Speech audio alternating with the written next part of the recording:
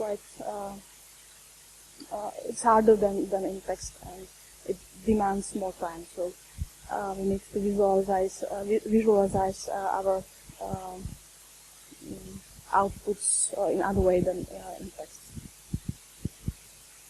So this is the scheme of typical speech retrieval system.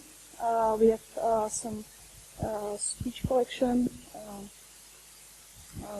of data which contains speech. Then we have some automatic speech recognition system. And using this automatic speech recognition system, we convert the speech recordings into text. Then we create some index from the terms which are contained in this textual documents, and this index is on the input of the retrieval system, as well as the query which is given by the user. And on the output of the retrieval system, there is a set of usually ranked results which need to be somehow visualized.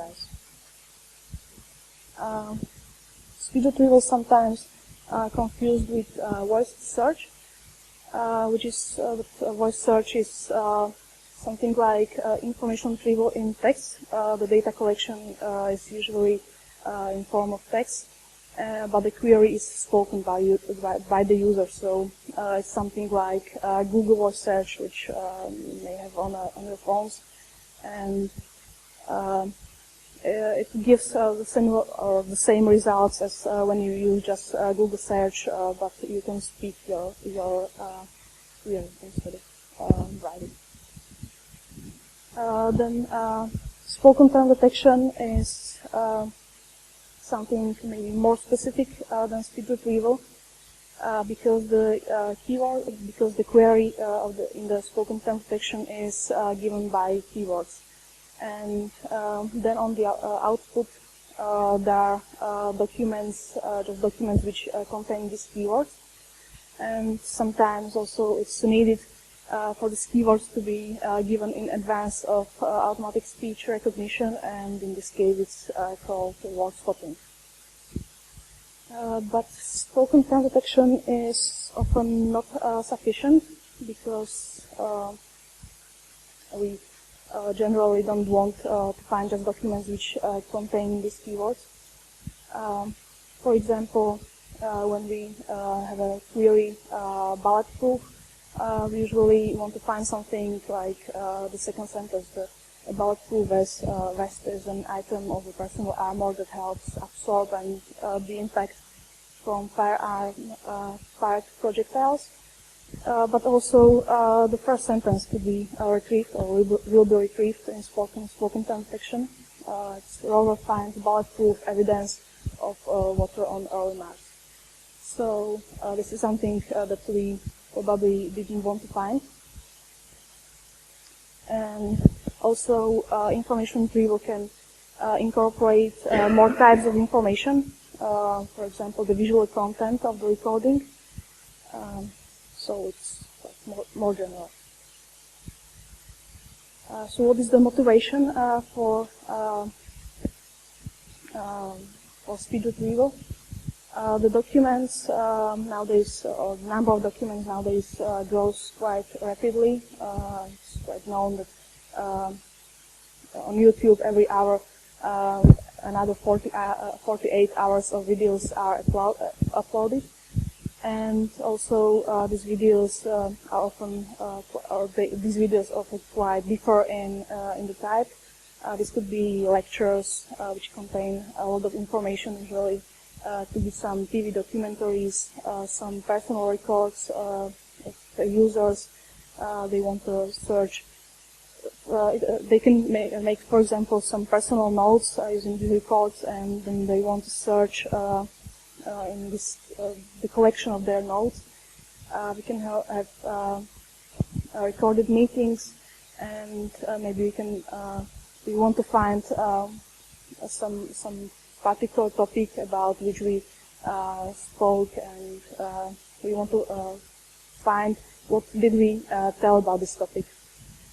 And of course, there could be some more entertaining videos, like movies. And also there is a quite big progress in ASR systems nowadays. So this can improve the quality of the speech retrieval. And so many information are stored in the type of videos and audio recordings, but we still lack of some effective systems which could bring us information which are stored in these documents. But the problem of speech retrieval in whole documents is the documents are quite long. It could be the whole TV programs, and they often don't have any given structure. So the navigation in audiovisual recordings is very time-consuming, and therefore we would like to retrieve the exact relevant segment of the document, not just the whole recording. And also another motivation is that in text on internet we have for some words we have links to another articles which are connected with this word or with some parts of articles, and we would like to have something similar in the recordings. So for the segment of the recording, we would like to find another segments or another videos which are somehow similar to these segments, and these links in videos and audio recordings are called hyperlinks. So because of this, we apply the speech retrieval technique instead of on the information retrieval, and it differs from information retrieval just in the way that on the output we don't have the whole relevant document, but the relevant segments of this document. And in the case of audiovisual recordings, we have on the input audio or some visual documents, and on the output we have relevant segments of these audio and visual documents. This is probably the biggest advantage of the speech retrieval, but there are also another advantages. Like that we can get the positional information of the term of its occurrence, because we can, for example, tell that terms which stand in front or at the beginning of the document can have a higher weight. Then we can improve the retrieval of the long documents which contain a large range of topics, because in speech retrieval it is needed that the terms which we would like to find must appear in a limited distance.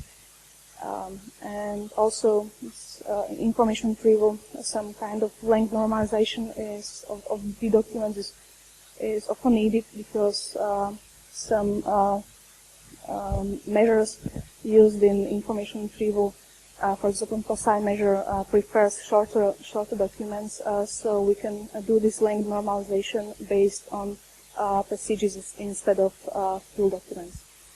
And thanks to this, the passage retrieval may improve also the retrieval of full documents, not just a retrieval of the passages, but also retrieval of full documents.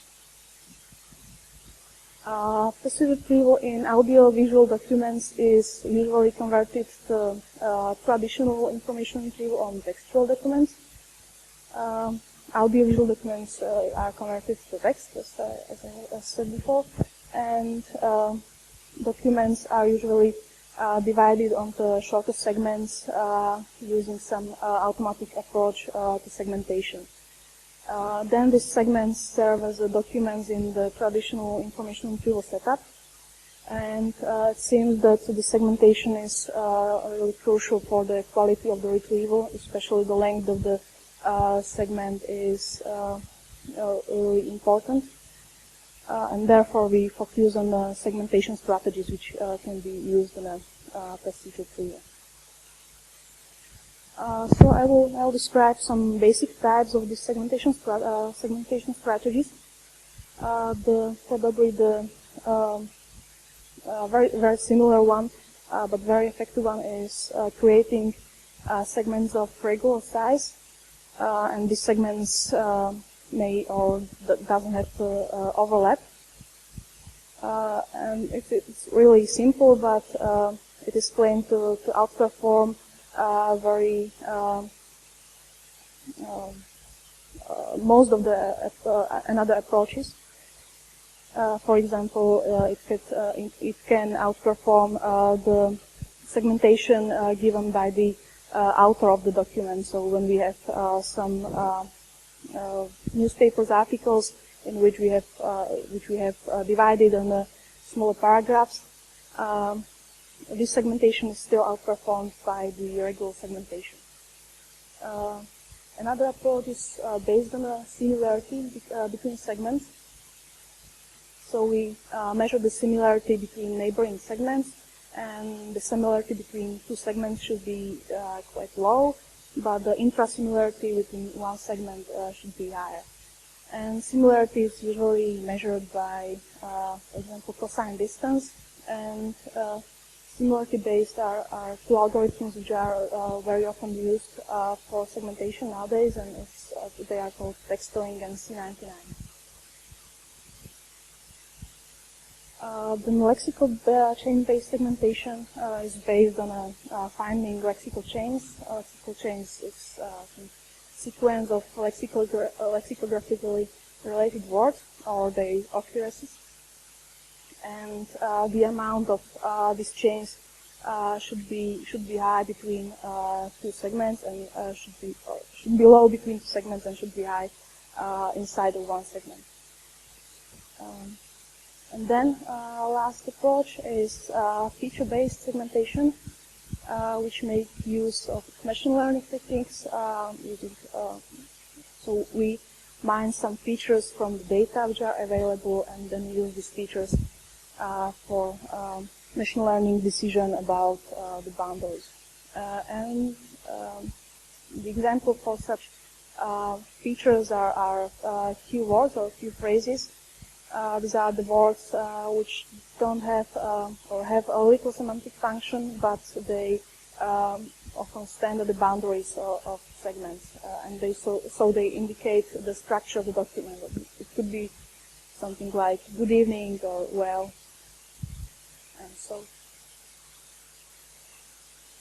Feature-based segmentation is quite conveniently used in the segmentation of audiovisual recordings because we can influence the length of the segment quite easily, which is quite crucial for subsequent application and information retrieval.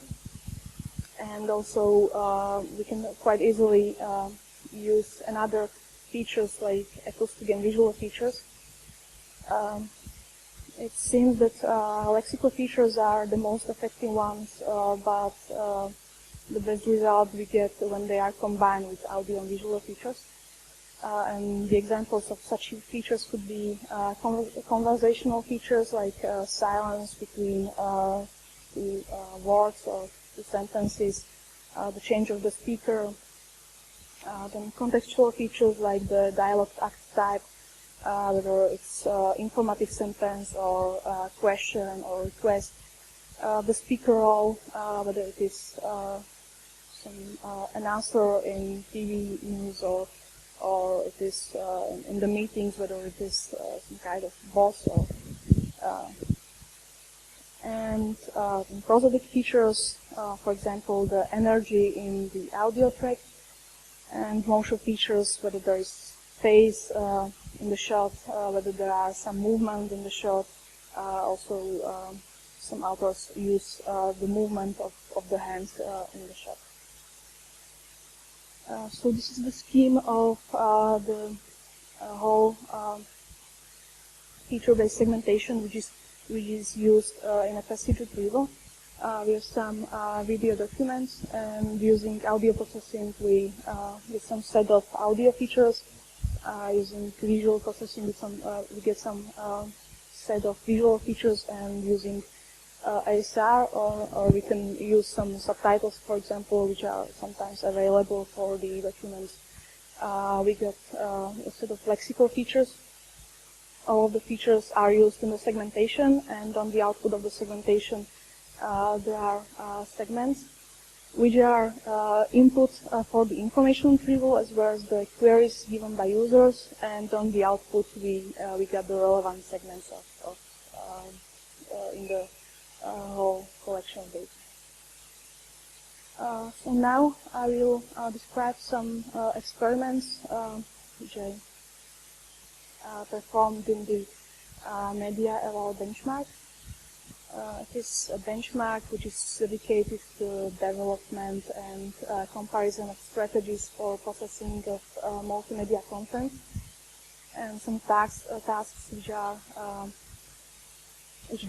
they focus on are, for example, speech recognition, so the analysis of the emotions in music, or for the given picture or figure. The teams try to predict the geographical coordinates where these pictures were taken.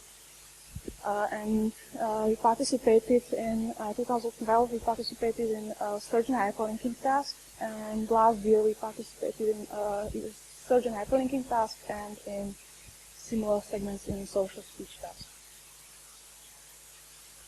So now first I will say something about similar segments in social speech task. The main aim of this task was to find segments which were similar to the segments which were given on input. And the collection consisted of audio-visual recordings which contained some dialogues, English dialogues between university members. There was students and professors, and the scenario in which the methods created in this task should be used, where there is some organization or community, or like, for example, university, which owns an archive of conversations recorded among conversations between the members of this organization, for example, students. And there is a new member of this organization and wants to find some information which are interesting for him.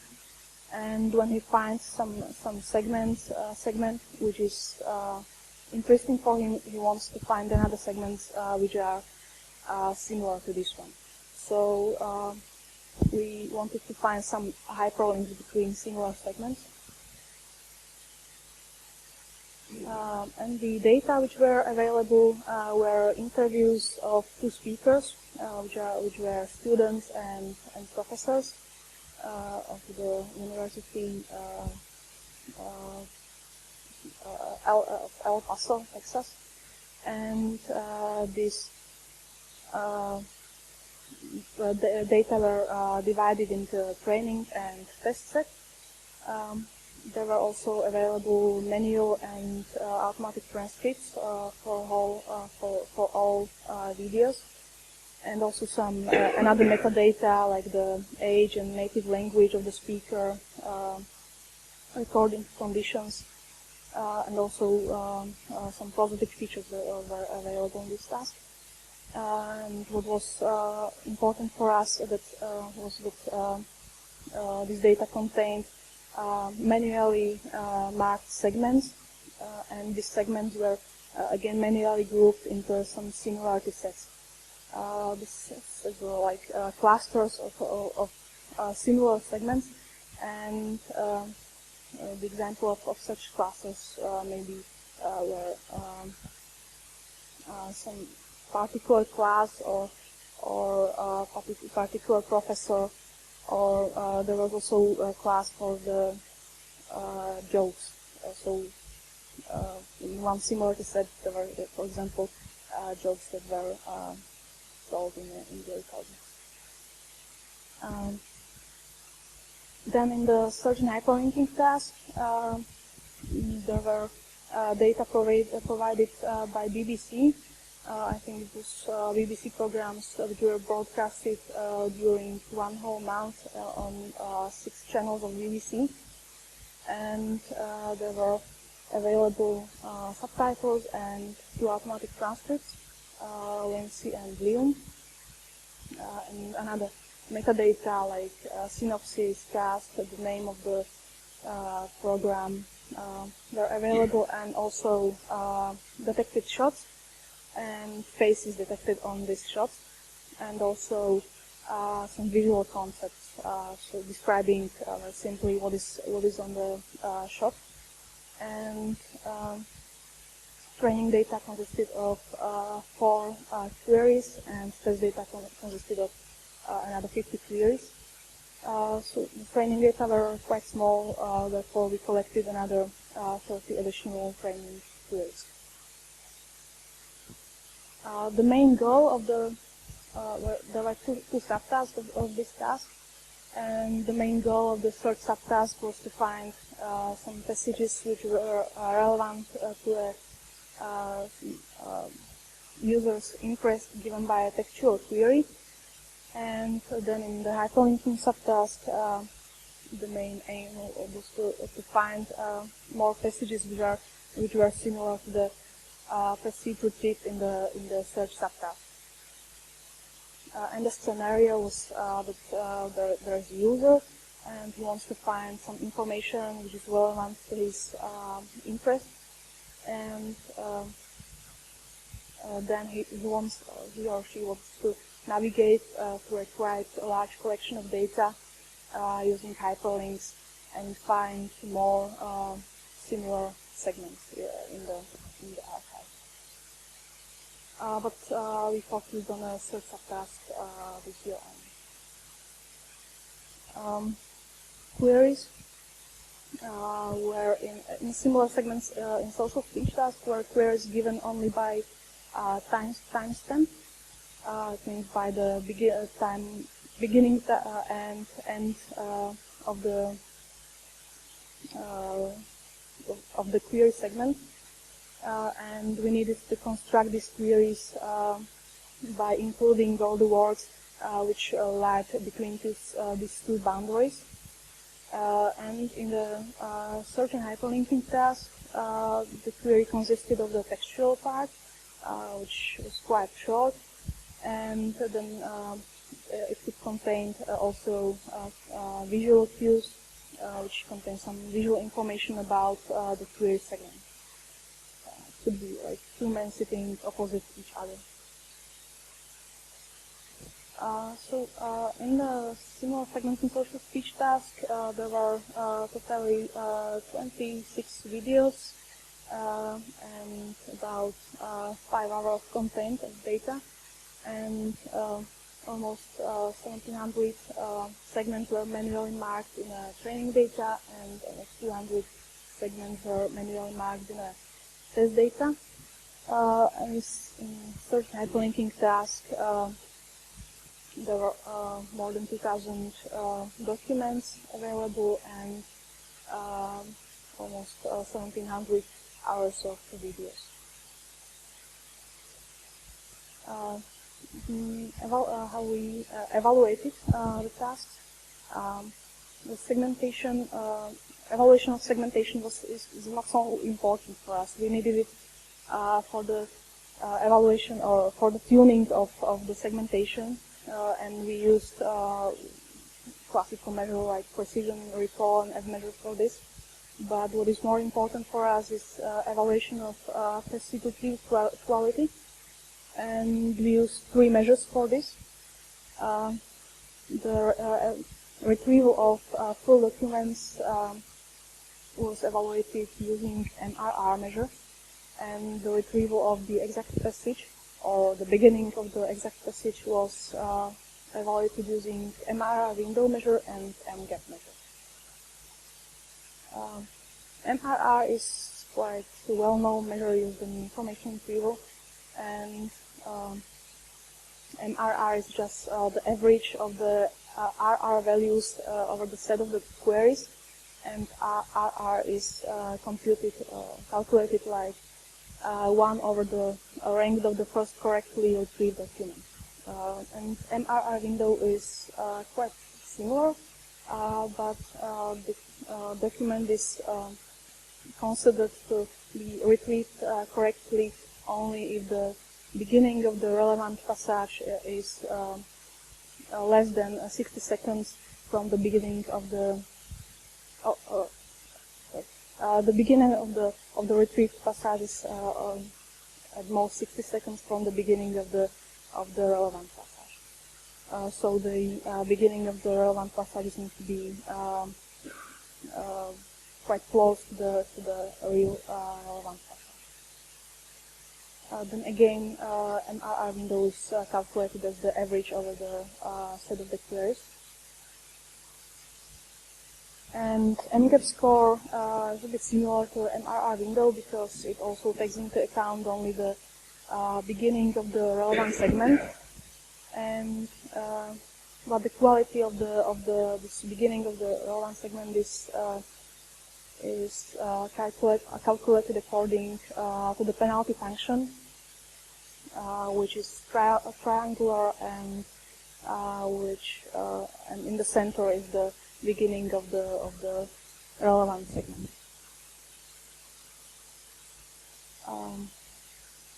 So in our system, we employed for the information retrieval, we employed Terrier information retrieval toolkit, and we use language model as the model for the retrieval. We use some standard techniques like stop word removal and stemming, and we also used post-filtering of the answers, which was important because the segments which were given on input could overlap, and in post-filtering we removed the segments which segments for which there exists another segment highly ranked in the list of the answers. And we also, in the similar segments in social speech task, we also removed segments which were partially overlapping with the query segment. And this technique seems to be quite effective in our experiment in 2012. Therefore, we decided to use it also this year. Just quickly, with this language model and information retrieval, how it is used for retrieving. In language, or in this method, we assume that user has some document on his mind, and then generates the query from this document, and therefore we can ask whether the document model is likely to generate the query. And it could be calculating, for example, based on whether the document contains often the query words. And each document is represented by the probabilistic model, and then ranks are based on the probability that the model generates the query.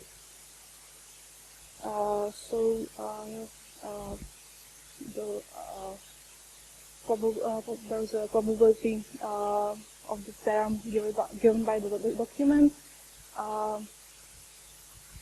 PYD, and PTY is probability of the term in the whole collection of documents, not just in one document, but in the whole collection of documents.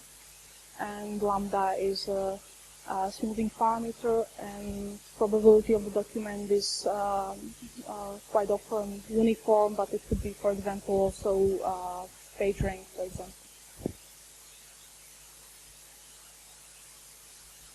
Here are some baseline results for the similar segments in social speech task. First two rows, in first two rows, there are results for full recordings, which were not segmented into smaller passages. And in the third row, there is segmentation, or the segmentation which was given in the data was used, so all the manually marked segments. The difference between two first rows of the table is that in the first row we apply post-filtering of the results, and in the second row we don't apply post-filtering of the results. and the reason why the second row, or when we get better results without post filtering, is that in this case we because the query segment or all segments from the document in which there is a query segment are now removed from the results. So the case when no segmentation is used now achieves better results.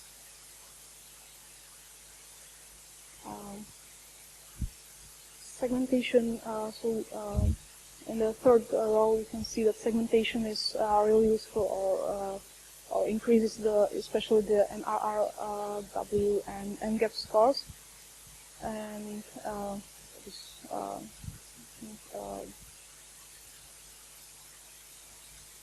it's not surprising, but employing the segmentation can improve the retrieval of the full documents as well. So the MRR score which is improved for the case when we use the manual segmentation. In our experiment, we used two types of segmentation. It was window-based segmentation and feature-based segmentation. In window-based segmentation, we created equilong segments with some regular shift of these segments, and some authors measured the length of the segments in number of words, also in the case of audiovisual recordings, or number of content words, but we measure it as a time duration. And here's the dependence of these scores on the length of the segment. So the MRRW and MGAP measure behave very similarly, and the best result is required for the segment length about 60 seconds, and for the MRR measure the best result is required about 90 seconds long segments. And this is the effect of the overlap on the scores, and it seems that where the segment shift is longer than the scores drop. So the best result is achieved for the segment shift about 10 seconds. And the segment length in this case was 60 seconds. I'll say something about the feature-based segmentation, which I focused on in this experiment. Feature-based segmentation is used to identify possible segment boundaries, possible beginnings and end of the segments, and for each word we say whether the boundary stands after this word or not. We use J48 decision trees, which is almost equivalent to C45 decision trees, and we used Weka framework for the machine learning, and we used training data which were available in the similar segments in social speech task, especially the manually marked segments which were available, and we consider this as a binary classification problem, because for each word in the transcript we wanted to predict whether a segment boundary appears after this word or not. So we have two classes for each word, whether there is segment boundary after this word, or there is a segment continuation after this word. We trained two models using J48 model, and we used models for the segment beginnings and segment ends. And all models were trained using manual transcripts, because the segments were again given only by timestamps of the beginning and end. We needed to somehow create the whole segment, and this was used based on a manual transcript. The distribution of the classes in the training data was quite unbalanced because typically more words appear inside of the segment, not on the boundary of the segment, and therefore we needed to resample the training data to change the ratio between these two classes. So we tried to vary the bias from 0.1, which means that about 7% of the all words were marked as the segment boundary, up to 0.8, which means that about 40% of the words were marked as the segment boundary. And the training, for training, 66% of training data were used, and for the testing of the segmentation, the rest, 34% of the training data were used. This is just for curiosity, the effect of the bias on the quality of the retrieval, and for each bias we trained a segmentation model which was then used in a retrieval, and especially there is a big difference between bias 0.1. It means 7% of training examples were marked as the segment boundary, to 0.2, which means that about 11% of words were marked as a segment boundary. So based on detected possible beginnings and ends of the segment, we used three approaches to the segmentation, which or to creating the segments from these detected boundaries. In the first approach, we assume that each word can appear only in one segment, and therefore the segments could not overlap. And we assume that the previous segment ends when the next segment starts or begins. Then, in the second approach, we assume that the segments can overlap, and we assume that each segment lasts for 50 seconds, which is the average length of the segment in the training data.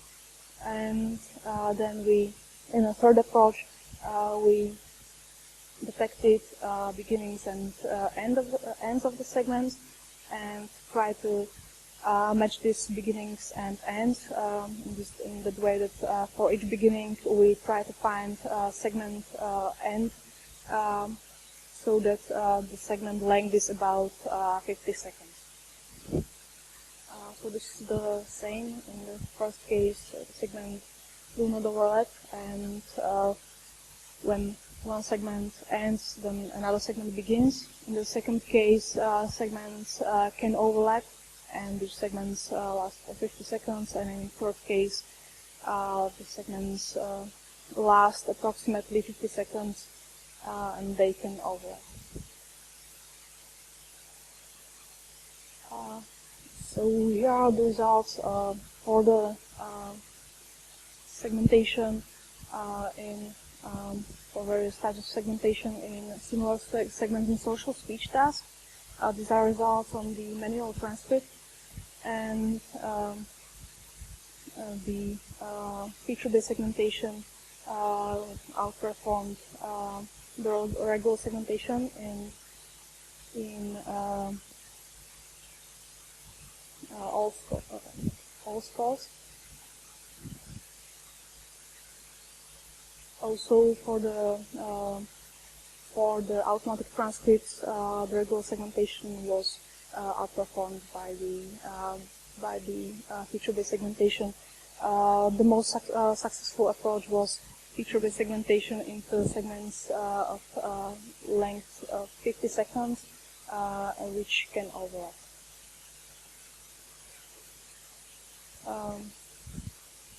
Also, in the case of the manual transcripts, we have outperformed the gold standard segmentation, which uses all manually marked segments.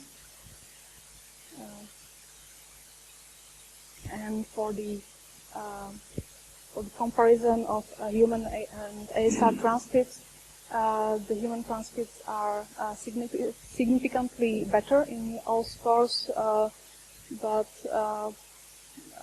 we have trained our model for the segmentation on the human transcript, so we cannot say whether it's the impact of the segmentation or whether it is really impact of the transcripts. For the search and hyperlinking task, there were no training data which would mark the segments.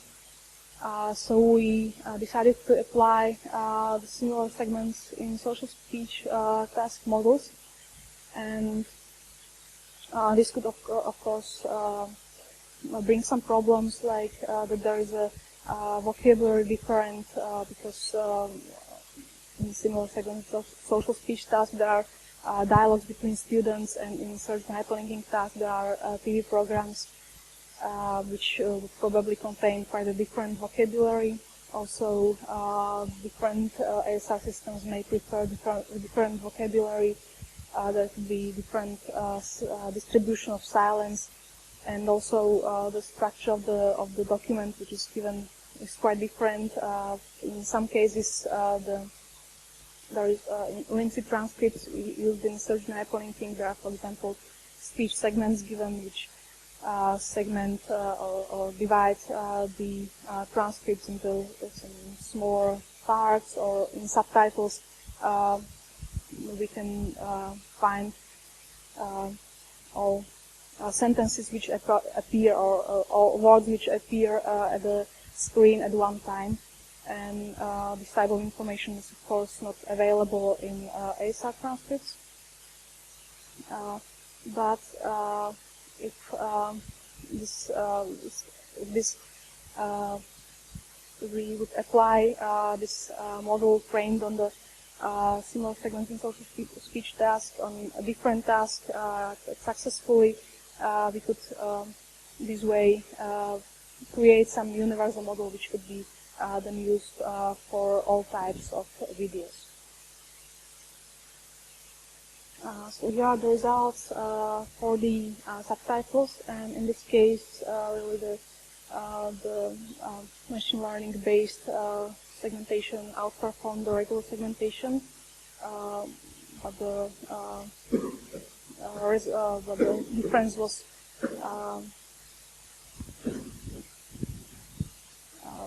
not so significant. It was not significant. But in the ASR transcripts, the regular segmentation achieved the highest scores for both transcripts. So the results are not so consistent as in the case of the similar segments in social speech tasks, and they highly depend on the type of the transcript. Also, because there are so large differences between the transcripts, also the average length of the segment also quite differ, and but the feature-based segmentation was really effective on the subtitles. So if we overcome these problems of so big differences between the transcripts, we can somehow maybe it will be possible to create some more universal models for feature-based segmentation on all types of video recordings. Then we have tried to tune our system in several ways. In search and hyperlinking tasks, we try to concatenate the text from the segment with metadata like title and description of the document, episode name.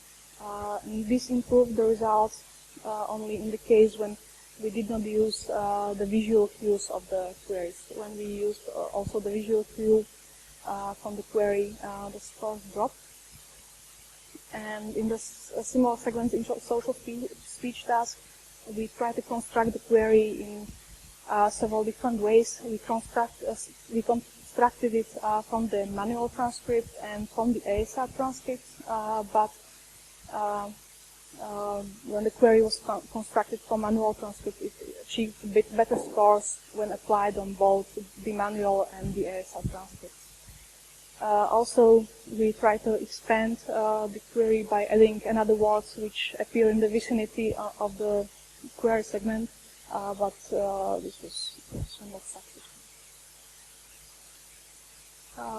I will say something about the features which were used in the segmentation. We used keywords and also text which stand in the boundary, so lexical features. Then we use Latin cases if they were available in, for example, subtitles or human transcripts, or also some ASR transcripts. Then we use length of the silence between words, and you can also use some division given in some transcripts, like speech segments, which are defined in length transcripts, and the output of text-tuning algorithm, which is similarity-based algorithm for segmentation, and we can somehow get information about lexical cohesion of the segment into our decision. So all features were binarized, and they indicate whether they appear or not in a particular word. For example, for the length of the silence, it was quantized into 15 buckets, and it represents different duration from 100 milliseconds up to 1500 milliseconds. And we can indicate whether the length of the segment, length of the silence is longer than this duration. And for the text-tuning algorithm, the feature says whether text-tuning have detected the segment boundary after this word. For the lexical features, we identified keywords from the training data, or words which frequently stand at the boundary of the segments. We identified words which stand frequently at the beginning and the end of the segment. Actually, we defined 3 sets of words. It were words which frequently appear at the segment boundaries, words which are the most informative for segment boundary. It means that the mutual information between the word and the segment boundary is high. So these words should not very frequently appear inside of the segment. And we also defined another set of words which did not occur in the training data, but they are supposed to appear frequently at the segment boundary. So we did not detect only unigrams, we also detected bigrams and trigrams of words, and also of the text of the words. These texts were acquired using Featurama tagger, and we detected these unigrams, bigrams, and trigrams for both for the segment beginnings and segment ends. And for each such a set of words, like for unigrams, unigram words which are most informative, we have one feature, and also we have one feature for each word in each set. The most informative feature which were used in the decision trees were the division defined in transcripts, if it was available. Then the length of the silence, especially length between 300 milliseconds and 600 milliseconds, was important. Then the output of text-tuning algorithm then the features for the whole sets of the words or text. And for the segment beginnings, there are words like if, and, especially, the, and for the segment ends, there were words like good, interesting, black. So these are comparison of our results with results of other teams in the tasks. For the similar segments in social speech task, these are all runs which were submitted to the competition. So in this task, we achieved the second best result among teams. This is just the results from certain hyperlinking task in 2012 when we achieved the best results in all scores. And for the certain hyperlinking task in last year, we were third for both scores, MRR and MGET. But these results were submitted in October, and I think I've improved the results since then. So the current best result is better than the best result submitted in the October. But the result of course not official yet, and they achieved the best values for both scores.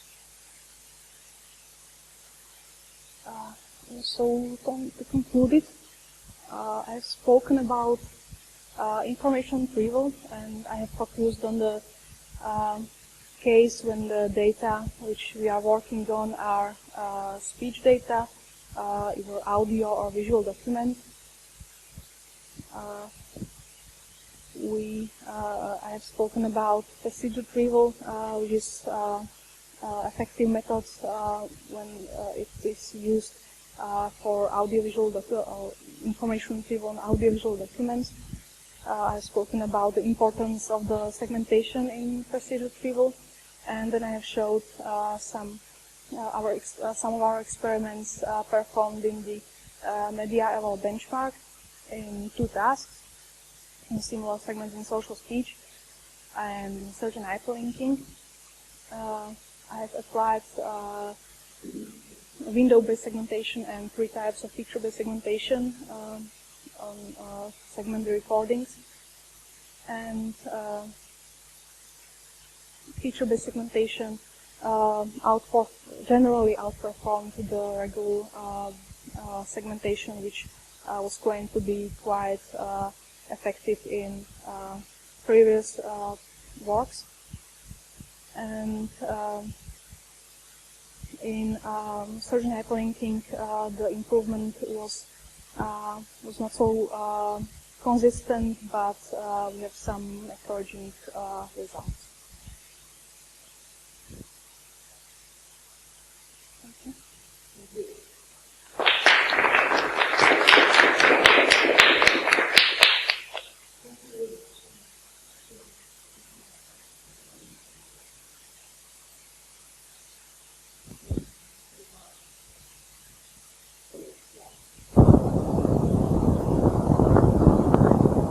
Well, this might be maybe a little naive question, but you said you also worked with the Malak data, right?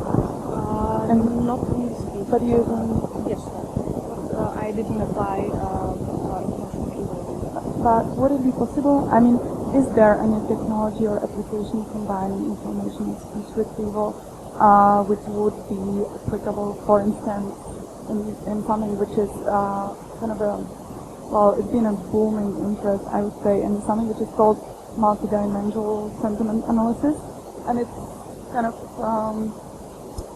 combines information, but also the other features, or namely lexical features, or something which is called polarity ident, with information and the other features. So, and then of course it's used in when basically modeling some emotional reactions in the dialogue systems. So I'm just wondering if it would be possible to sort of combine these lexical or polarity items with such data and to get somehow some system which would be applicable in smart dynamical sentiment analysis. Also, I was talking about the knowledge data because they seem to be very emotional, so that's why I'm asking. In our case, we had all these SR and other features already available in the data, but I think it will be possible, but we need somehow to require this type of features first. There are currently, I think, maybe some of them are available in knowledge data, but probably not all which we would like to have.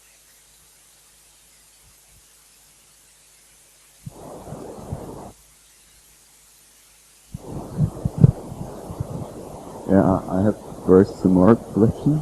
You mentioned that you use two different decision trees, and that there is a possibility to use the acoustic features and the positive features. So, have you used them? Not yet. They are available there, and we wanted to, but Are you planning to use them? Yes. Because I would like to, if they are ready, I would really like to see the decision trees or the most effective tools which incorporate the speech effect. Because I would really like to see what are the crucial tools you actually use. No, we didn't use it yet, but we still plan it. Yeah, okay. That will be. And maybe one more question. Is there any publicly available corpus with such features? Annotate. With audio features? Yes, with features like emotions or any prosthetic features. I think the similar segmenting social speech task is data which, so there are some positive features available, but I'm not sure if all the recordings are available freely, but Okay. maybe I can ask the task organizers whether it's available to use it also on other tasks.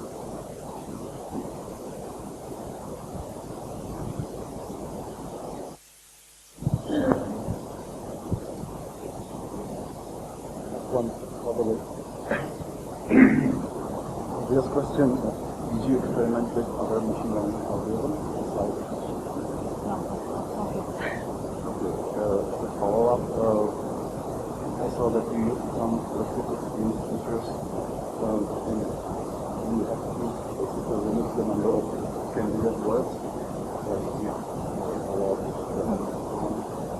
And maybe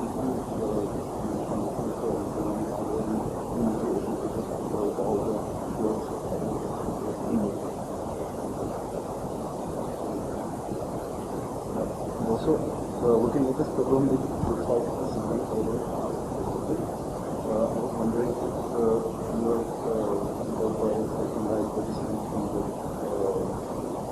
the last beginning of the last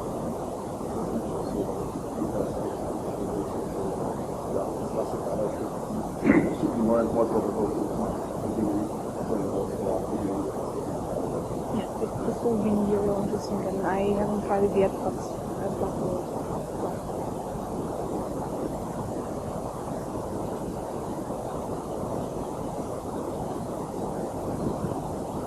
Just maybe one more clarification question.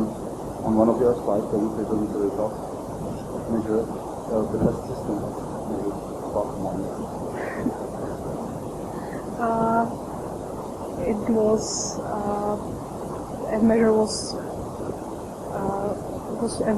which was one of the official measures used in this task, and it was somehow just calculated in the traditional way, but then it was multiplied by some constant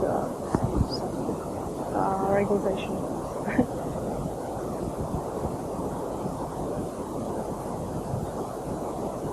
I've just, my a question concerning the general introduction of your talk. You spoke about the similarity feature or matter of different segments. Can you also something more about what the similarity is on the basis of similarity? It's usually calculated as a cosine distance between words in a segment. Between the vectors of the words in a segment. Okay. And another complementary question to what you have said, do you have some idea which kinds of prosodic features can be taken into account when you look at the segment, at the segmentation as indications of the beginning or end of the segment? I mean, what kind of, not just silence, but are there some specific features? I think maybe the energy would be lower at the end of the segment, at the end of the sentence.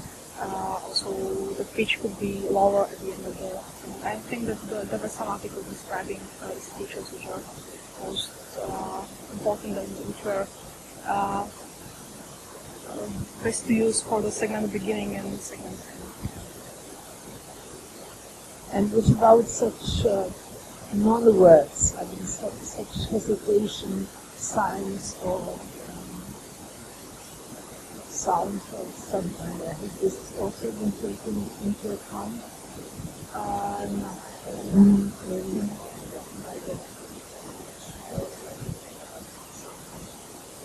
Maybe they can show the. Yes, they probably will stand inside of the segment and indicate that the speed is slow.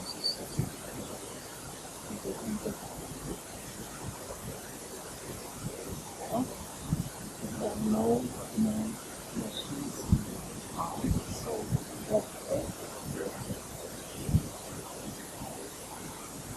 The features like the prosodic features and the text features, they're aligned in the software.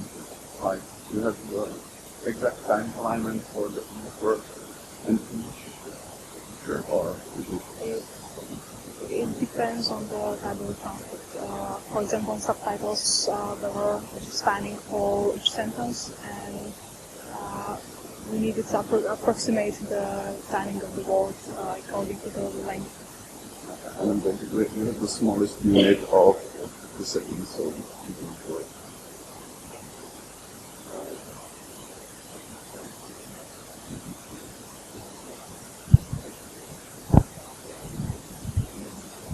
So now you can say that